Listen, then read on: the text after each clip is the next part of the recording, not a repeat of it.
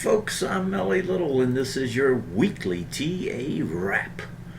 Well, we take a look at these markets, and we do it from a neoclassical perspective each time, asking ourselves what happened last week, and what does it tell us about the coming one. I do the show once a week, every Sunday night, live at 9 o'clock Eastern Time, here from the base of the Rocky Mountains. Folks, I'm glad you could join me. It is a Sunday, the first Sunday of the year, first weekly update.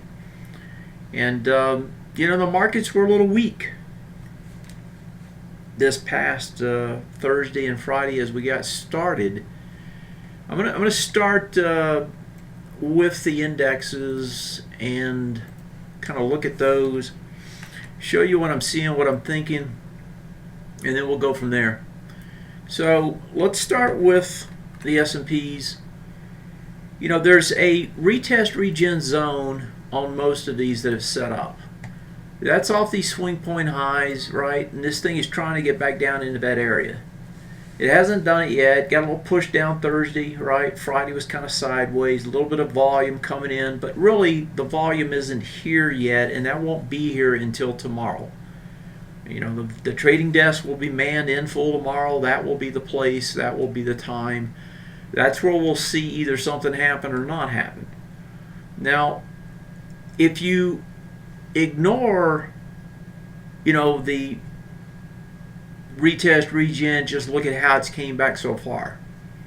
Right, there's ABCD structures potentially setting up again where the A point in this case looks like it's to here, B point back to where we're at now, and then potentially on up, right? So you could get another large expansion. There also, on the weekly, there was a prior weekly ABCD structure. I'm looking for it now.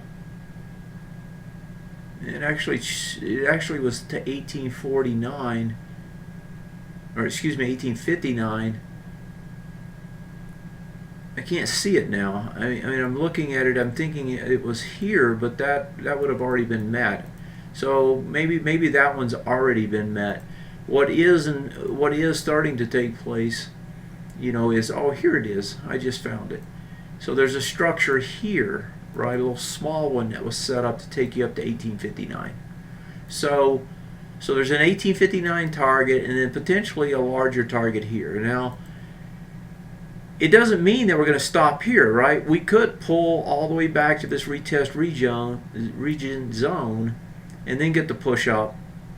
And that sort of a push up, depending on how deep it got, may take us into the same sort of numbers that we're seeing here on the weekly. But, that's all hypothetical. We don't know what that's going to be yet. So far, there's a regenerate zone down here, and there's a retrace taking place. And this week, we'll see some volume, and we'll see what it's made of. And that looks pretty much the same for the Dow Jones.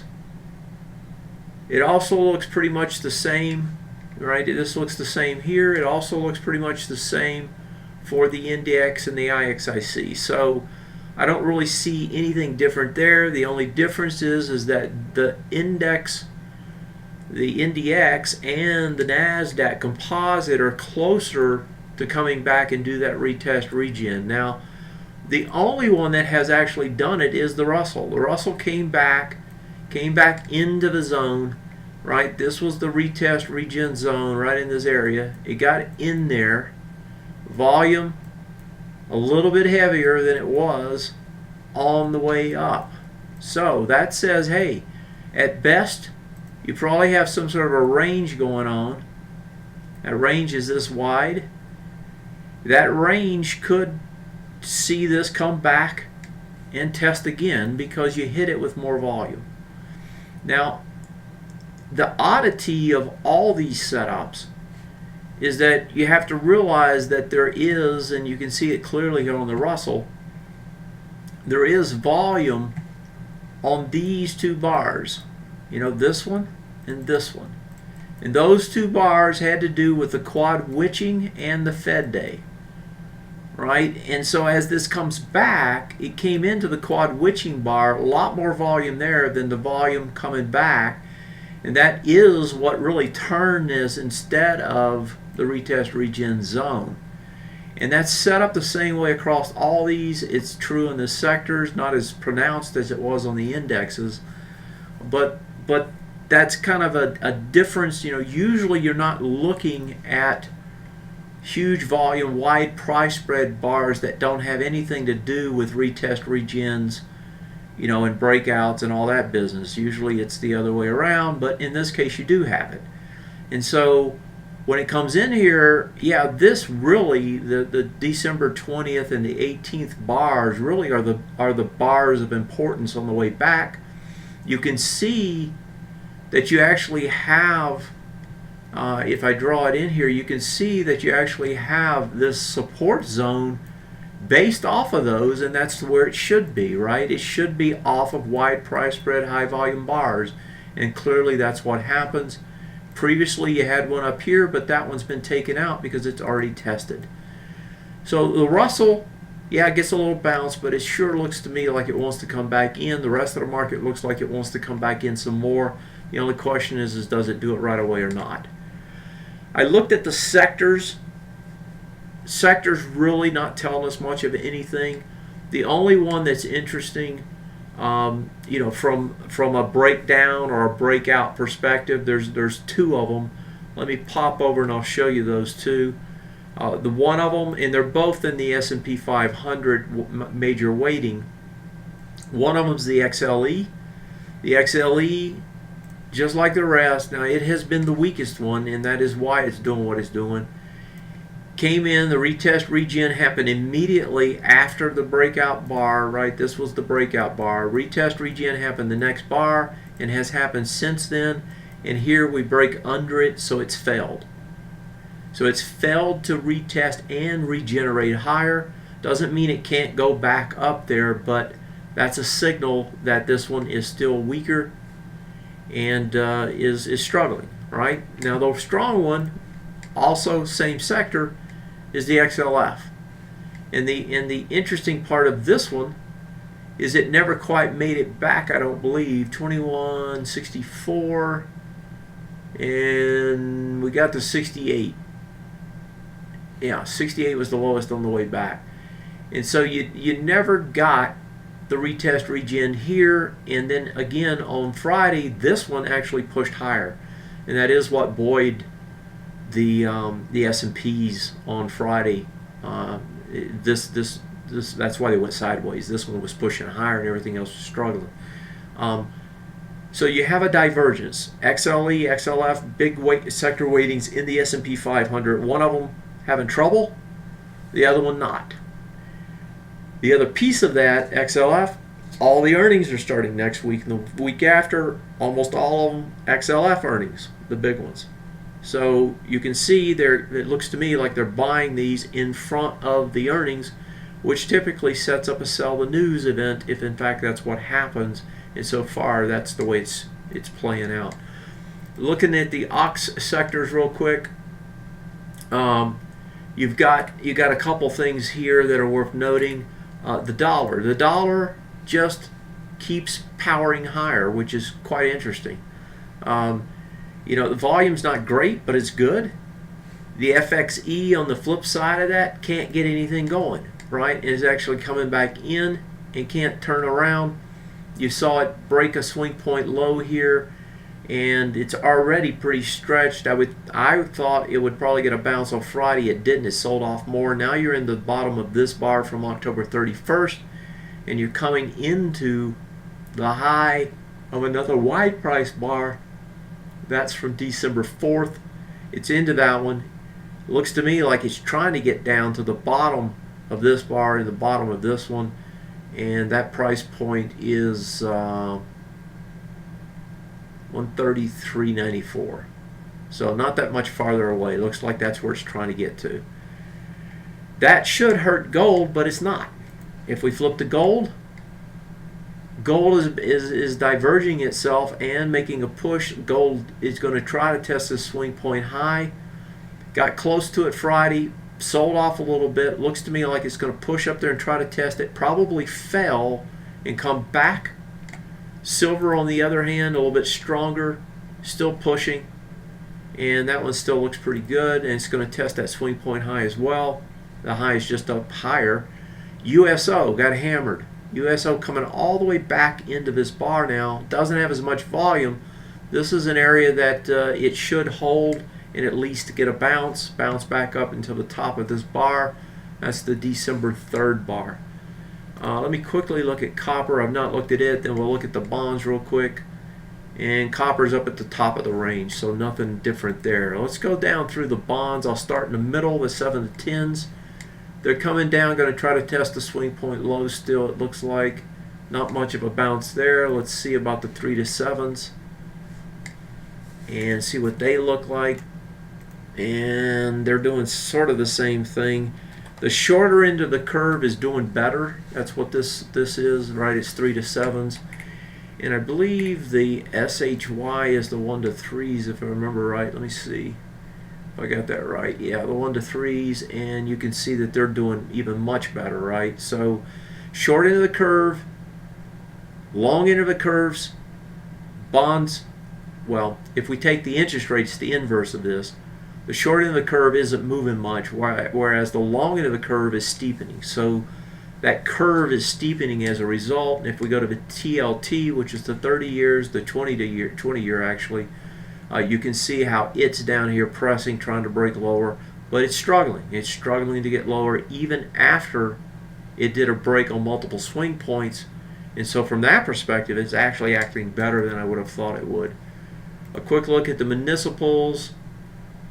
Little bounce up into resistance. I doubt that gets much farther. And let me see what the junk bonds look like. The junk bonds should be doing a little bit better, not as much. Yeah, they're not doing anything either, so nothing there. Okay, so that's a quick, broad look at all of those. I want to flip over before I start taking questions, though, and I want to look at the world markets. So if I look at just our markets, it suggests to me that we're going to try to pull back a little bit farther. But if I go look at the world markets, and I'll start in Europe. Europe itself, big push down, right? Wide price spread bar. This is the CAC, France. This one actually looks like it wants to come all the way down to the bottom of this area. The big wide price spread bar is here. Well, the big high volume bar is here. That low is 41.66. The low on the wide price spread bar is 41.72. I would think that is the area that it's going to try to get back to, somewhere into here.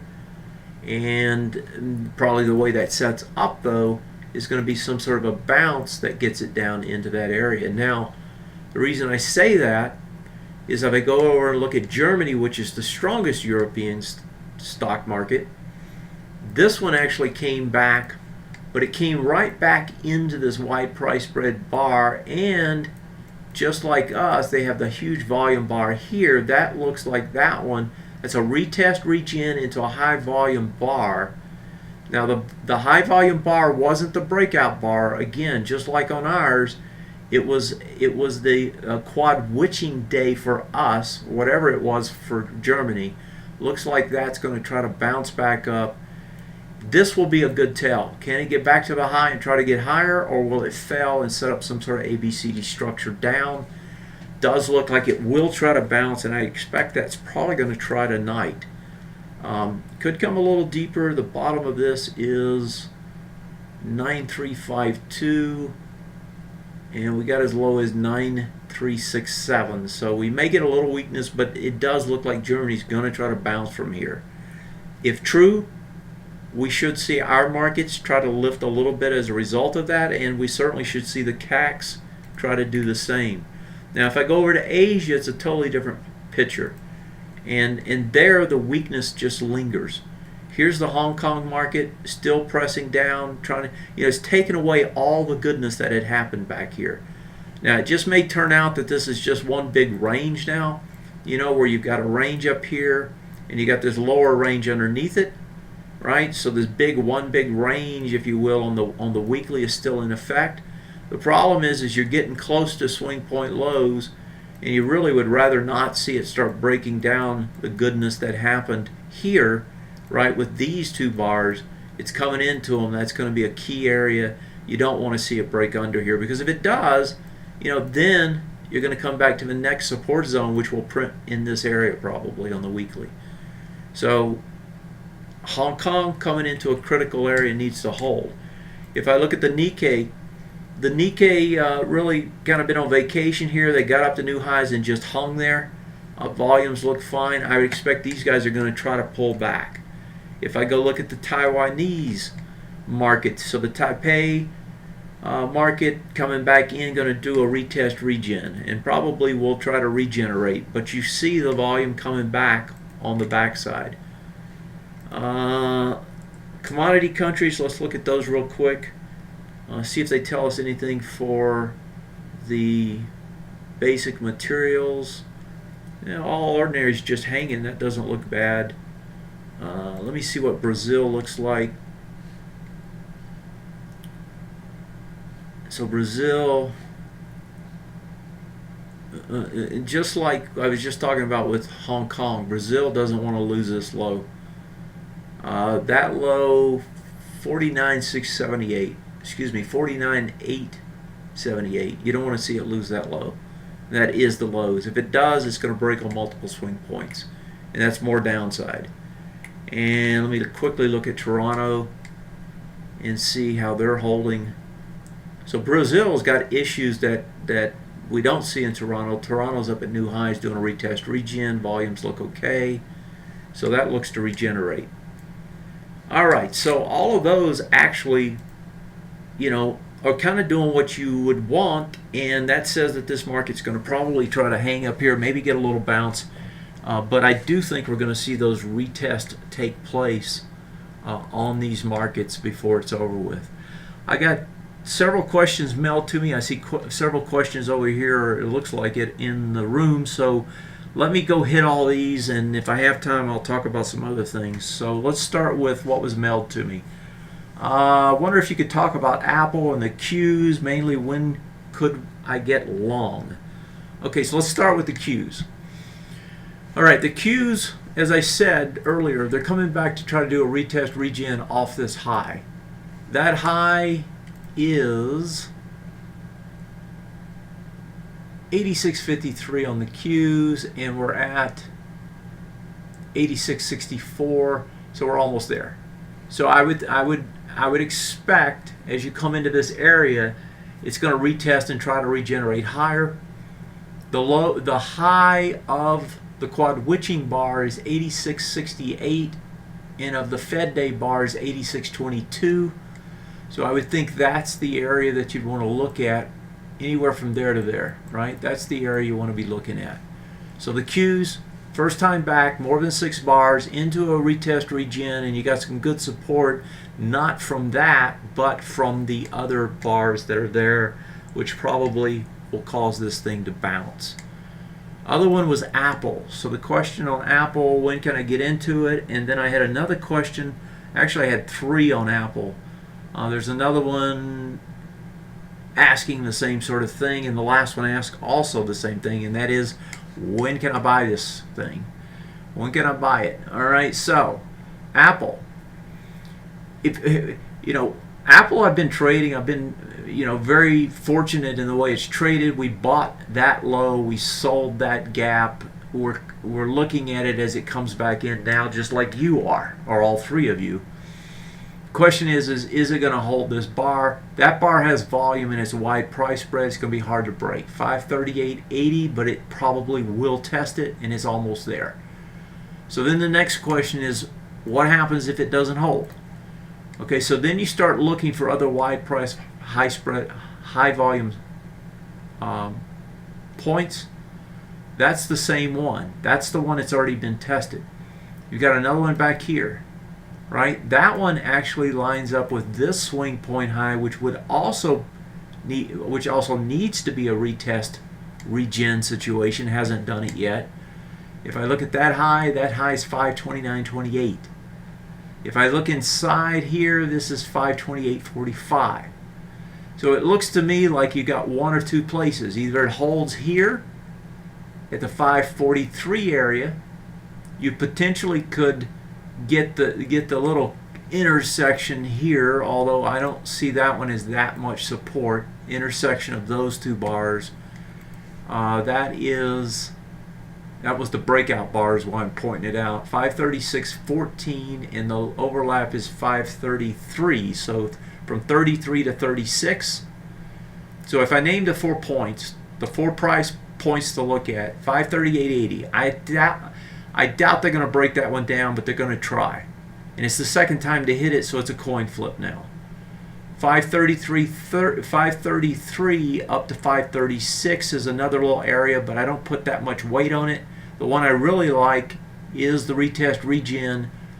That high is 529.28. We got a nice bar, wide price spread underneath it, 528.45. That would be the first trip back to there. That to me looks like the best place. Now if I look over here at the breakout on this price point, right, the retest regen on the weekly could take you all the way back to 509. So don't lose track of the fact that the real support on this on an intermediate term basis is really much deeper, and that's 509. And I don't think anybody's thinking it's going to come back to there. But if you look at the bottoms of these support zones, right, anchored support zone, that low over here is 511, I think, 514. 514.54, and then this one's going to be the 508, which is going to correspond with this area, the bottom of this swing point high.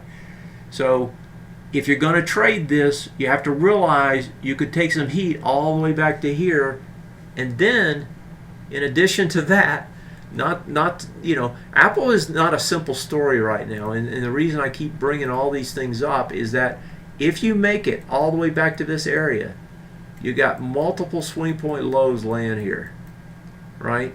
And this one actually has already been, this one's already been done. The ones that are left are these two. So there's two here, and the price point on this one's deeper though. So, if you make it back to there, it better hold, and you better have stops underneath it. So if you're trading it on an intermediate term basis and you're going to trade it all the way back to here, recognize you can't let it get away in that 500 area. I would play them tight stops. I would pick my spots, see how it comes into it. I'd play tight stops underneath them. I just wouldn't give it a lot of room once it gets down to price points I feel like trading. But I would make it trade into them before I trade them and see how it does it. Does it find support or not? If it does, then you buy it as it tries to flip around. Okay, that's Apple. Let's go to coffee. There was a question on coffee, and the question here is it worth buying or is it still too early? I pulled up the contract because you really need to look at the futures contract and see what it's doing. And the reason for that is the futures contract will give you a better sense of what the volumes look like. So when I pulled up the futures and took a look at it, the volume looks a lot better on this first set of surges over here. So let me highlight them. So if I look at this area here when we surged up, these volumes are up in here on the futures contract, which is what you'd want to see. So here you got an undercut after an extended move down, right?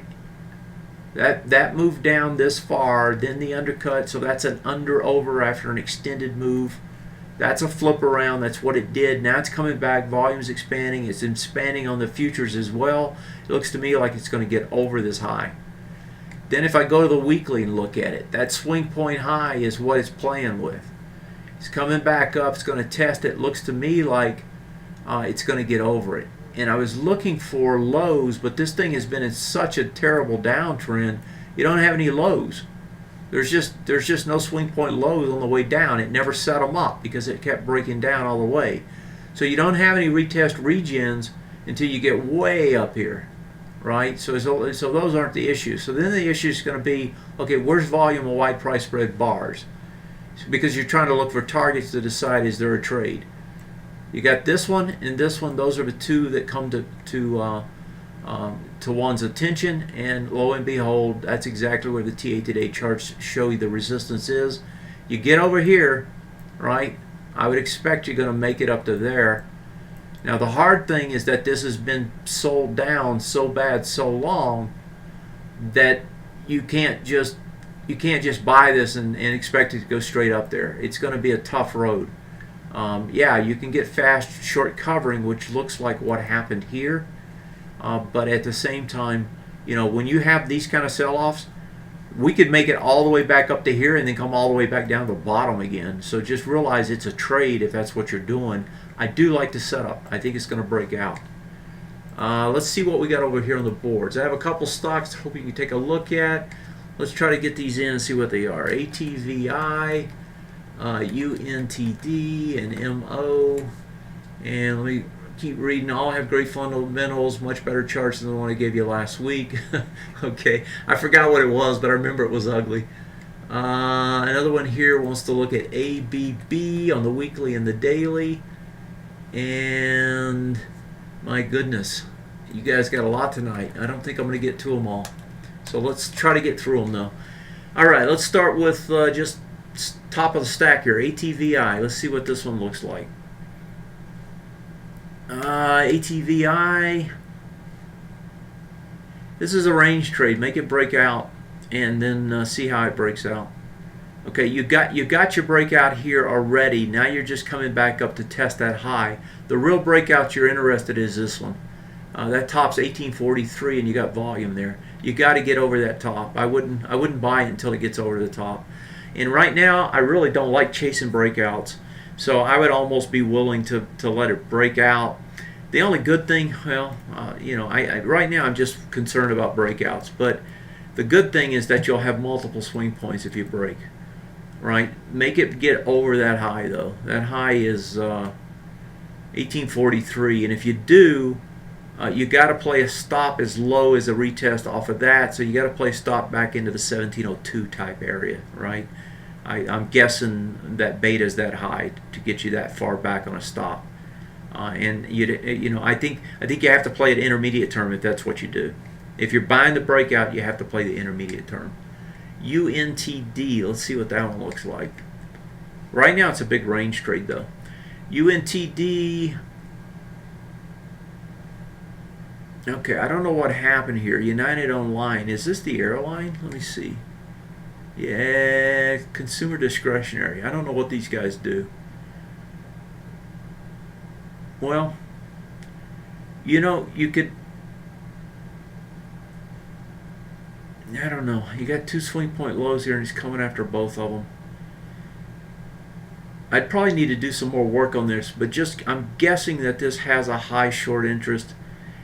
I would almost bet this thing is going to break these lows and surprise you.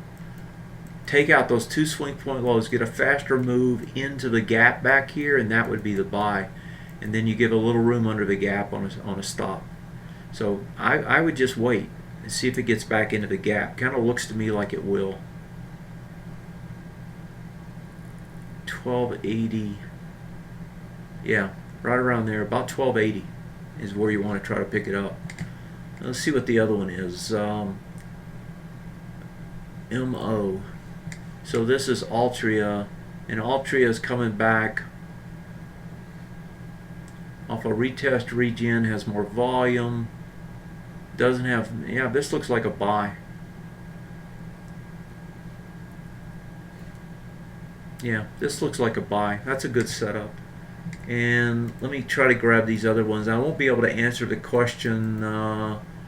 It looks like there's a question about Altria as well. I'm just going to flip to these other two real quick. ABB, let's see what this one is. Okay. No, this came back with too much volume. Let it test again. I wouldn't touch it yet. When you gap down, you got that much volume, I would just make it test again. I'd test into the high here. That's about 25.53 low, 25.83. I'd make it come into the bottom to a full retest regen, which is 25.47. And if it has no volume on that, that's where you buy it. And the last one, CCE, which is Coca-Cola. That one pushed out, came back. This one looks good. You can try to buy it into this bar on the way back. It needs to do a retest regen, I think. I don't think it did it yet. 42.95. No, it did. It did a retest regen. I'd buy into the top of this bar then, 43.26, and you almost got to it. You just missed it. So that was the buy actually on Friday morning. Looks like. You'll probably get another one though. I mean, it's not like this is just going to run away. It's not a high beta stock. All right, I'm out of time. Actually, a little bit over here. Zach, I'll have to shoot you an email back on whatever your question is. And to the rest of you, I appreciate you being there. You take care of yourself. Have a great night, and see you tomorrow. This is the week. My guess is we're going to get a little bounce. It's going to fail, and we're going to come back into those retest regions on the indexes. It's kind of the way it's set up. Have a great night. Tell a friend, tell two. I'm always here for you. This is LA Little and your weekly TA wrap. Have a great night, and I'll talk to you next time. Good night.